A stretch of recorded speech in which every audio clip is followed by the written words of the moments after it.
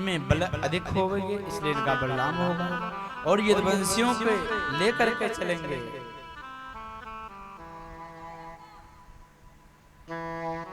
उनके बड़े भैया का नाम बलराम रखा गया, आगे श्री कन्हैया का नाम रखा गया। उससे पूर्व गर्गाचार्य जी महाराज ने कहा, मैया पहले लाला को अदले बदले कर लो। जो आपके गोद में लाला वो आपको लाला नहीं है, और जो यशोदा मैया के गोद में लाला वो आपका लाला नहीं है। आपने लालन को बदल लियो है। सो मैया समझ गई, वाह बाबा तो पक्को सिद्ध हो है, सिद्ध बाबा है। अब श्री कन्हैया का नामकरण करने जा रहे हैं।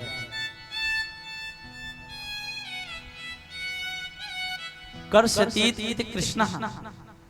श्री गर्गाचार्य जी महाराज भगवान श्री कृष्ण का नाम रख रहे हैं। जो सबके मन को अपने तरफ खींच ले उनका नाम कृष्ण होगा।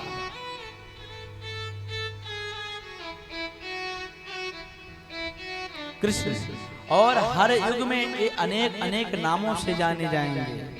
इनकी लीलाएं अनेक होंगे, इनके कार्य अनंत होंगे, इनके कथा अनंत होंगे, इनके गुण भगवान के समान ही होंगे।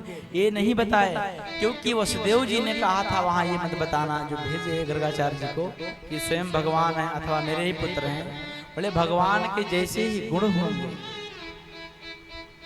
सारे गुण बताए और बोले इनके आगे के जितने भी कुंडली ये बताते चले गए। मैया तो प्रसन्न हो गई, पर मैया को जब मैया अपने लालन को कुंडली दिखाती किसी जोशी से, एक बात चिंता रही थी कि मेरे लाला को ब्याह हो बनाया हो। रुक्मणी जी इशारा कर रही है, बाबा से कोई लाला हो बनाए मेरे कनुमा का। इशारे में श्री गर्गाचार्य जी कहते हैं, मैया अब चिंता ना करो, आपके लाला के 1-2 नहीं 16,109 विवाह हुए। आप लोग कितना सुनते हैं? 16,108 है ना, पर जो एक है मैं कल बताऊंगा, आज नहीं बताऊंगा, क्योंकि विवाह तो हो नहीं रहा है, बाल लीला चल रही है। इनका नाम कृष्ण होगा। और एक नहीं 16,109 बहुएं आएंगी, और द्वारकाधीश नाना प्रकार के गुण सब बता दिए। सब प्रसन्न हो गई मैया, नामकरण हुआ। गर्गाचार्य जी जाने लग गए। मैया ने कहा, बाबा कुछ पा के जाओ। गर्गाचार्य जी ने कहा, देख मैया मैं स्वयं पाऊं, स्वयं बना करके स्वयं पाती हूँ, किसी के बनावा मैं ना पाऊं। गर्गाचार्य से मैया ने कहा, आप सूखे अनाज ले लीजिए, आप खीर बना लीजिए। बढ़िया मेवा दे दिया गया, घी दे दिया गया, दूध दही बनाए, खूब तस्मय अच्छे से बना। इसके बाद गर्गाचार्य जी महाराज भोग लगाना प्रारंभ कर दिए, और भोग में भगवान का नाम गाना प्रारंभ कर दिए। राजा राम आइए, सीता राम आइए, मेरे भोजन का भोग लगा जाइए। राजा राम आइए, सीता राम आइए, मेरे भोजन का लगाइए। राजा राम आइए, सीता राम आइए, मेरे भोजन का भोग लगा जाइए। राजा राम आइए, सीता राम आइए, मेरे भोजन का भोग लगाइए। जैसे ही श्री गर्गाचार्य जी महाराज भोग लगाए, कन्हैया आकर के सर्वरोज जूठो कर दियो। गर्गाचार्य चिल्लाए, देख मैया। कन्हैया आकर के सर्वरोज जूठो कर दियो। मैया ने तुरंत चौका लगाया, फिर से सामग्री दिए, और जैसे बनाए भोग लगाना प्रारंभ किए। राजा राम आइए, सीता राम आइए, राधे श्याम आइए, मेरे भोजन का भोग लगाइए। तो राजा राम आइए, सीता राम आइए, मेरे भोजन का भोग लगाइए। राजा राम आइए, सीता राम आइए, मेरे भोजन का भोग लगाइए। गर्गाचार्य जी महाराज ने भोग लगाया, कन्हैया फिर आए और फिर पाने लग गए। बाबा ने फिर चिल्लाया, दे मैया यशोदा। कन्हैया ने फिर क्यों ठोकर दियो। कन्हैया को उठा लेकर के लाला बाबा को काहे परेशान कर रहा है। फिर से चौका लगाई, फिर को सामग्री दिया गया, फिर बनाए, फिर भोग लगाया, फिर गाने लग गए। ओ राजा राम आए, सीताराम आए, मेरे भोजन का भोग लगाइए, मेरे भोजन का भोग लगाइए। आज यही अर्घन आरती, आज यही मेहमानी, आज यही अर्घन आरती, आज यही मेहमानी। रूखी रोटी खाओ प्रभु जी, रूखी रोटी खाओ प्रभु, पियो नदी का पानी। राजा राम आइए, सीताराम आइए, मेरे भोजन का भोग लगाइए, ओ मेरे भोजन का भोग लगाइए, ओ मेरे भोजन का भोग लगाइए। कन्हैया फिर आ गए। जैसे कन्हैया आए तुरंत और जूठन कर दिया, मैया को आवाज लगाया। मैया ने अपनी कन्हैया को ले जा करके और डांट लगाई। इसके बाद में बोले, लाला तो बाबा को क्यों परेशान कर। की बात है, चौथा चौका मैया ने लगाया और फिर बाबा ने खीर को बनाया। अब की बार फिर भोग लगाने लग गए। ओ रुचि रुचि भोग लगाओ रसिया, राम रसिया मेरो मन बसिया। रुचि रुचि भोग लगाओ रसिया, राम रसिया मेरे राम रसिया। रुचि रुचि भोग लगाओ रसिया, राम रसिया मेरो मन बसिया। रुचि रुचि भोग लगाओ रसिया, राम रसिया मेरे मन बसिया। दुर्योधन की मेवा त्यागी, दुर्योधन की मेवा त्यागी, दुर्योधन की मेवा त्यागी। दुर्योधन की मेवा त्यागी। साग विदुर घर पायो रसिया, साग विदुर घर खाओ रसिया। रुचि रुचि भोग लगाओ रसिया, रुचि रुचि भोग लगाओ रसिया।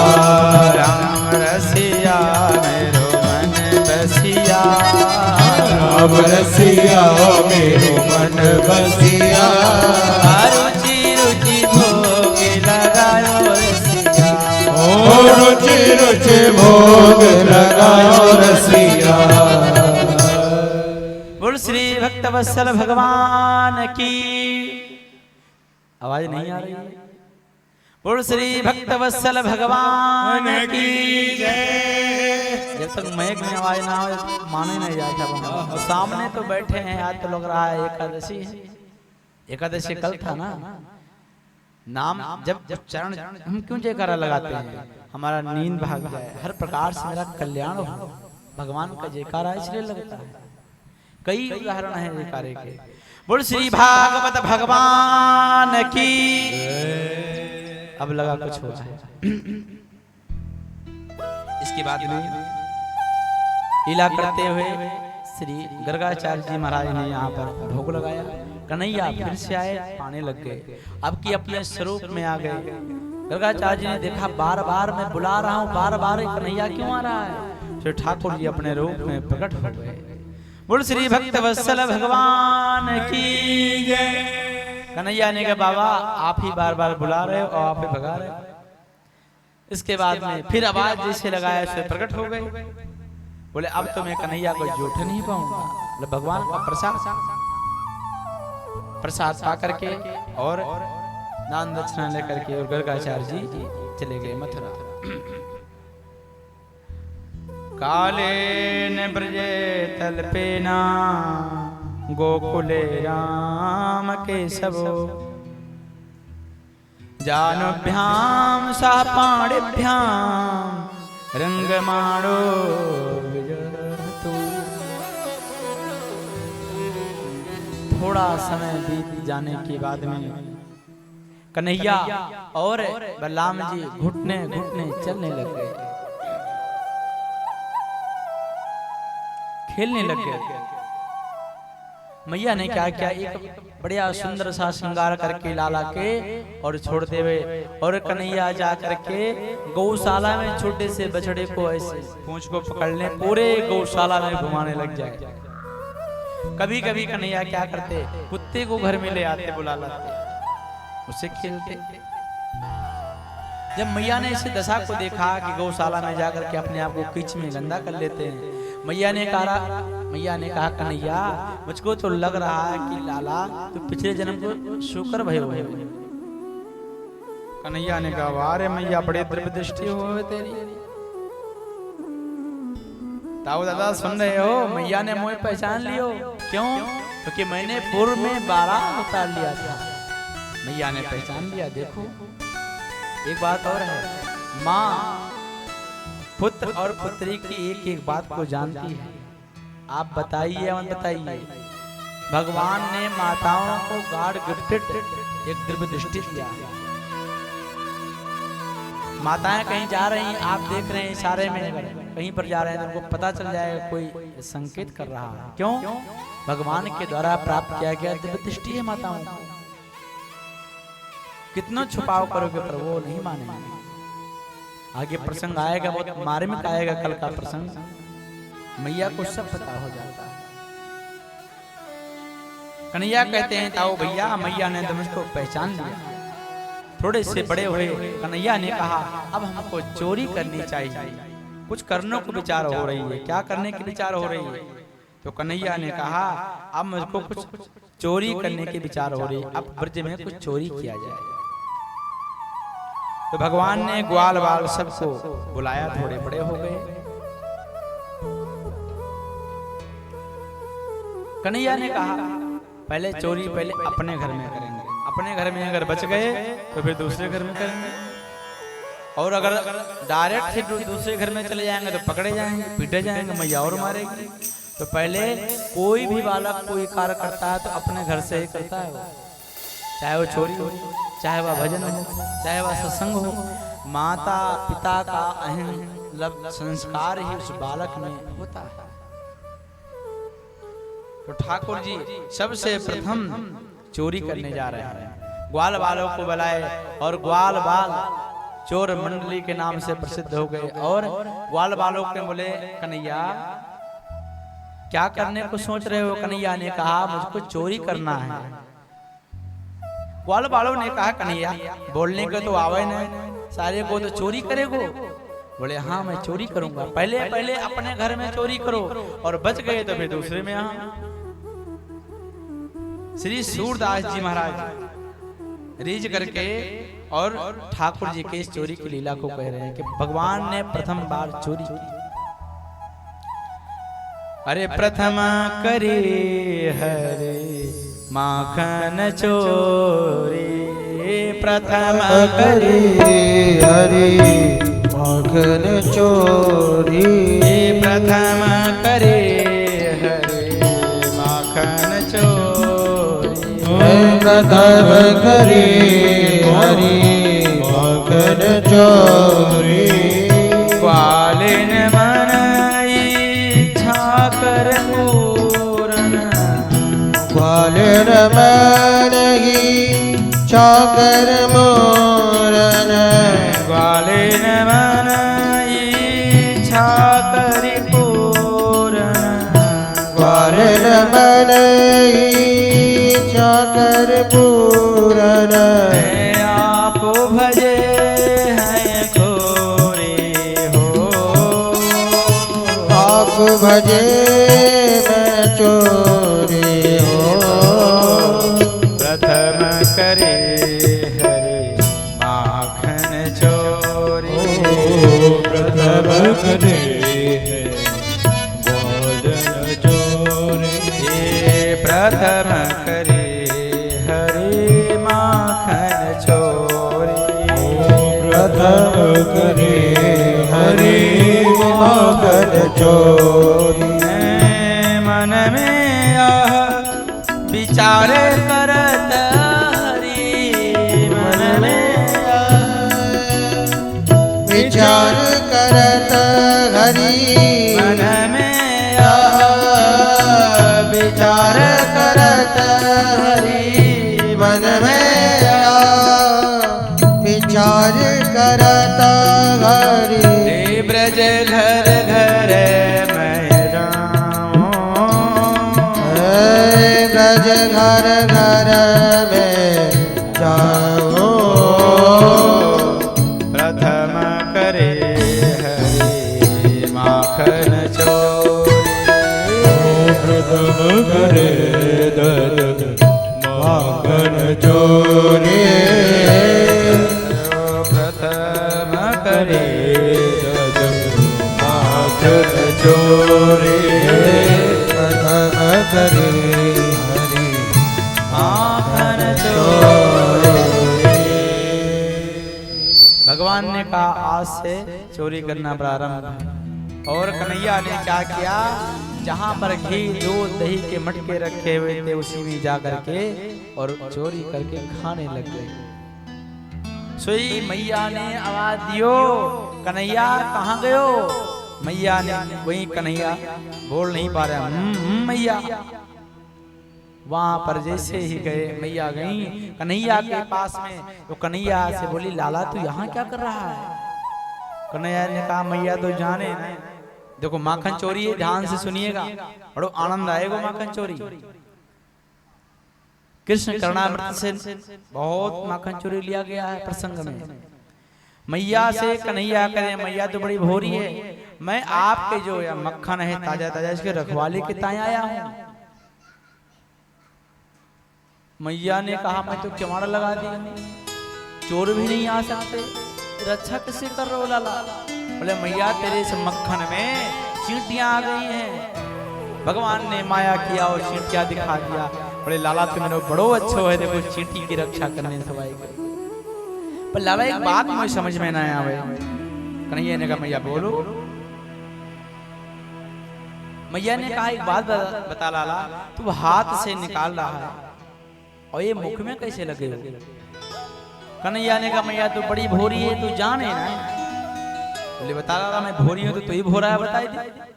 बोले एक चींटी मेरे पैर पर चढ़ गई, अब वो चढ़ती भाई चढ़ती भाई चढ़ती भाई चढ़ती भाई, चढ़ते चढ़ते चढ़ते चढ़ते मोने मुखों तक आ गई।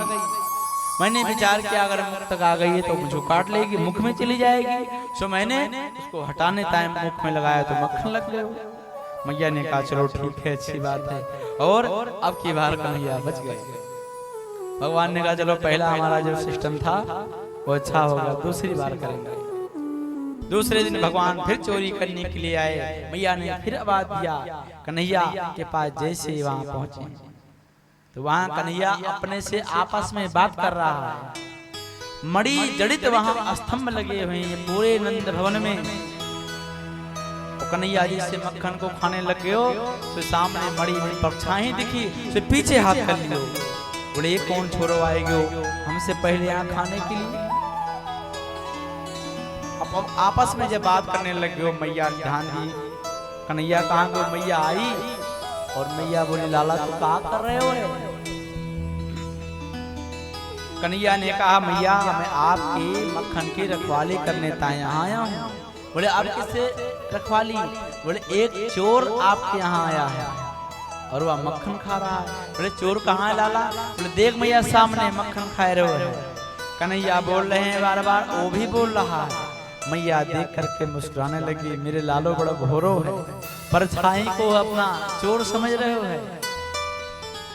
कन्हैया ने पहले कहा देख तू भी चोर मैं भी चोर, और चोर चोर मौसियत भाई होते हैं, इसलिए तू बताना मत।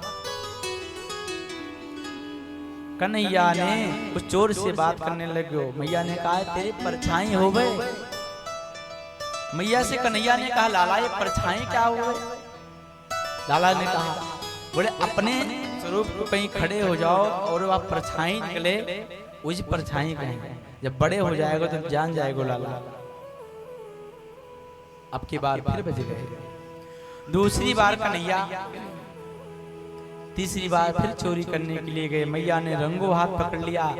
कन्हैया से बोले कन्हैया अब की बार क्या बात है? कन्हैया ने कहा मैया जाने ना मेरे ये जो हाथ में जलन होने लग गई। मैंने विचार किया कि जो हाथ में जलन हो रही है, जो आपने मणि जड़ित कंगन धारण कर रखे हुए है, मैंने उत्तपन हो रहा था सूर्य के प्रकाश से। मैंने विचार किया हाथ में अगर मक्खन लगाएंगे तो शीतल हो जाएगा। मैया ने कहा तो मुख में कैसे आ गया? बोले मैया जो मक्खन मेरे हाथ को जलन शांत कर सके, क्या वह पेट का जलन शांत न कर सके? इसलिए मेरे को भूख लगी, मैंने 2-4 लोने खा लियो। ठाकुर जी इस प्रकार से घर में चोरी कर रहे हैं, लीला कर रहे हैं। मैया ने कहा लाला एक बात बता, तो इतना चोरी क्यों कर रहा है? घर में 9 लाख गैया घर में है, हर प्रकार से खाने पीने की ताए सब व्यवस्था है, तो चोरी क्यों करे? कन्हैया ने कहा मैया तो जाने ना है, अपनों बचाया जाए और दूसरों को खाया जाए। अब भगवान घर में चोरी पास हो गए, अब बाहर प्रारंभ कर दिए। प्रथम करी हरि माखन चोरी। एक गोपी के यहाँ ठाकुर जी चोरी करने के लिए जाते हैं। वह गोपी सब सावधान हो गए। वह गोपी ने होता है ना शिकार होता है गाँव में, उस पर वह 2 दही मटके रखे हुए थे और नीचे सोई हुई थी। ठाकुर जी चारों तरफ से ग्वाल वालों को खड़ा कर दिए, बीच में चढ़ गए और दूध को पीने लग गए, मक्खन को सबको खिलाने लग गए। उसी में से वह गोपी जग गई, तुरंत पकड़ने के लिए सो दौड़ी। सो सब वहां के तिल्ले तिल्ले करके सब भाग गए। पूरे ब्रज में यह हो गया कि कन्हैया बड़ो चोर हो गए हो, घी दूध दही खा रहे। सब सावधान हो गए। एक गोपी ने क्या किया, एक परात रखा, उसमें पानी भर दिया, उसके ऊपर मटका रखा और नीचे 4 पाई बिछाकर सो गई। कन्हैया आएंगे चोरी करेंगे, पानी गिरेगा मैं जग जाऊंगा। कन्हैया बोले ओहो मुझसे बड़ी होशियार बने गोपी। मधुमंगल को आदेश दे जाओ एक कमल का नाल ले आओ। ठाकुर जी मंडली बना करके ऊपर चढ़ गए, पूरा पानी पी लिए, मक्खन खा लिए, दूध खा करके, और वहां से उसको परेशान करके मटकियों को फोड़ करके वहां से भाग गए। एक गोपी के यहाँ ठाकुर जी चोरी करने के लिए गए। चोरी करते करते करते करते वो आ करके ऐसे खड़े हो गए रंगों हाथ कन्हैया को पकड़ने के लिए। कन्हैया ने विचार किया हम क्या करें, तो सामने आ गई मोटी से ये गोपी। हम तो छोटे छोटे छोरे, इशारा के सब लोग अपने मुख मन में, सब मुख में सब दूध भर लो, मैं बताऊंगा बचने का उपाय। सारे ग्वाल बाल ने अपने मुख में दूध भर लिया। जैसे गोपी पकड़ेगी उसके मुंह में पिचकारी मार देना, भाग चलना। गोपी जैसे ही आगे बढ़ी, सारे ग्वाल बाल पिचकारी मारे, वो हाथ नाक को पकड़ने लग गई, नेत्रों को, और सब के सब भाग गए वहां से। बोले मुझको पकड़ेगी गोपी। एक जगह ठाकुर जी चोरी करने के लिए गए। उस गोपी ने उस शिकार में एक घंटी बांध दिया था और उस घंटी का एक तागा बना करके अपने अंगुली में करके वहीं सो गई। जैसे चोरी करने आए घंटी बज जाएगी, पकड़ लूंगी। भगवान ने कहा ओहो मुझसे बड़ी चालाक बन रही है। भगवान वहां पहुंचे, ग्वाल बालों से चारों तरफ लगा दिए, बीच में चढ़ गए। घंटी से बोले सुनो, जब तक माखन चोरी चलेगी तुमको बजना नहीं है। घंटी ने कहा सरकार जो आपका आदेश। सारे लोग ग्वाल बाल सबको ठाकुर जी पवा दिए और जैसे ठाकुर जी पाने लग गए, घंटी पश्चाताप करने लग गई। क्या कि मैं जीवन में प्रतिमाओं के सामने बजती थी, आज भगवान साक्षात पा रहे हैं, अगर मैं नहीं बजी तो मेरा जीवन धिक्कार है। और वह घंटी टन टन टन टन बजने लग गई। गोपी तुरंत उठी और सब ग्वाल बाल वहां सब उसको चढ़ा करके सब भाग गए मटकियों को करके। एक बार की बात है, कन्हैया जा रहे थे एक गोपी के यहाँ चोरी करने के लिए। उसकी यहाँ देखे गरीब गोपी थी, कुछ था नहीं। घर में जाकर देखे कुछ दूध दही घी मस्का कुछ नहीं था। बाहर आए फिर अंदर गए, मतलब कुछ तो करना चाहिए। तो उसकी लड़की सोई थी गोपी की, अकेली थी। कन्हैया ने क्या किया, चारपाई पे उसकी पटिया होती ना, माताओं की होती ना, सिखा तो बड़ी बड़ी सिखाएं थी उस गोपी की। तो ले करके पटिया को, उस गोपी की चोटिया को पटिया में बांध दिए, पैर बांध दिए, हाथ बांध दिए, और उसके बाद में कान में बोले हौवा। वो छपड़ा कर उठने लग गई, भागो हौवा ने पकड़ लिया, हौवा ने पकड़ लिया, हौवा ने पकड़। सारे ग्वाल वाल आया, कन्हैया तो भाग गए। बोले हौवा कहां से आएगा। इस प्रकार से भगवान एक एक करके लीला कर रहे हैं। एक बार कन्हैया जा रहे थे, एक गोपी ने बुलाया, लाला तू इधर आ जा। बोले तेरे बाप को नौकर हूं क्या आ जाऊं। बोले मुझको टोकरी तो उठा दे गोबर की, मैं तुझको मक्खन खिलाऊंगा। भगवान प्रेम के बस में कुछ भी कर सकते हैं। बोले देख गोपी, मुझको मक्खन दोगी, कितने टोकरी उठाएंगे और कितने मक्खन दोगी मुझे तो मालूम नहीं है। बोले जितने टोकरी में लेकर जाऊंगी उतने में गोबर की बिंदी तेरे गाल पे लगा दूंगी, किसी पढ़े लिखे से गिनवा लेंगे हम। भगवान ने कहा हाँ ये ठीक रहेगा। तो एक टोकरी उठाए और वह गोपी फेंकने के लिए गई गोबर। कन्हैया ने 4-5 बिंदी लगा ली इधर उधर इधर। 4-5 टोकरी उठाए, 20-25 गोबर की यहाँ बिंदी लगी। गोपी ने देखा लाला इतने कहां से आए गए। बोले देख गोपी, तू बड़ी बेईमान है, इतने टोकरी मैंने उठवाया, अगर एक भी बेईमानी की ना पूरे गांव में बदनामी करूंगी। वो बेचारी डर के मारे ला करके कन्हैया को मक्खन दी, मक्खन लेकर के घर आ गए ठाकुर। मैया ने कहा लाला जब घर में इतनी गैया है, 9 लाख गैया, बाहर की क्यों लाओगे। आगे की कथा में संदर्भ में श्री शुकाचार्य सुखदेव जी कहते हैं राजन, एक बार की बात है, ठाकुर जी लीला करने के लिए गए और वहां लीला होते होते एक गोपी ने रंगो हाथ पकड़ लिया कन्हैया को। सब तो भाग गए, कन्हैया को पकड़ लेकर के यशोदा मैया के पास शिकायत करने आ रही थी। रास्ते में इसका छोरा मिल गया गोपी की। और ब्रज की आज भी एक रिवाज है कि आज भी एक हाथ का घूंघट होता है ब्रज में, मर्यादा। वो छोरा को इशारा करके, उसी गोपी का छोरा इशारा करके कन्हैया ने बुलाया और कह रहे हैं देख गोपी तू बड़ी निर्दयी है, एक हाथ को पकड़ी जा रही, मेरा कलाई दर्द हो रहा, दूसरा हाथ पकड़ ले।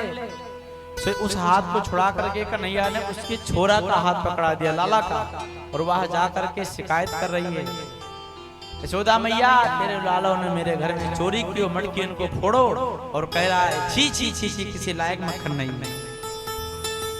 यशोदा मैया ने देखा, बोले गोपी पहले घूंघट ऊपर कर, घूंघट ऊपर की, उसका छोरा एक तमाचा लगाया। बोले दाढ़ी का तू कहां से आ गया। बोले कन्हैया ने बुलाया। अब वह बाहर जैसे ही गई, कन्हैया ने कहा देख जो अब की बार तेरे बेटे को मैंने हाथ पकड़ा है, अगर अब की बार पकड़ने की कोशिश की तेरे खसम का हाथ पकड़ा दूंगा, याद रखना। सारी गोपी शिकायत करने नहीं आती हैं, भगवान को देखने के लिए आती हैं। जब शिकायत होता है तो भगवान खड़े होकर के और देखते। इस प्रकार से भगवान माखन की चोरी कर रहे हैं। अरे मैया